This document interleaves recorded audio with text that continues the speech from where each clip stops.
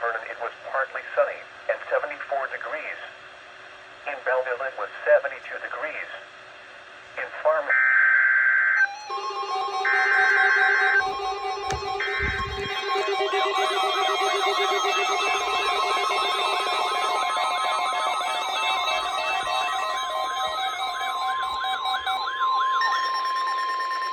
This is a test of the NOAA radio alert system.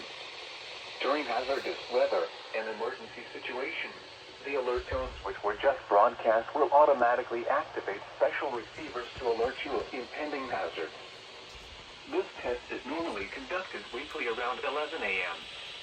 If hazardous weather is imminent or occurring, the test may be canceled.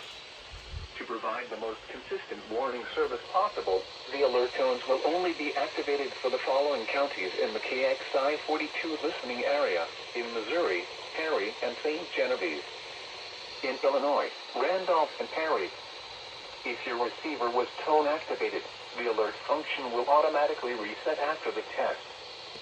This concludes our test for this week, and we will now resume normal programming. Thank you.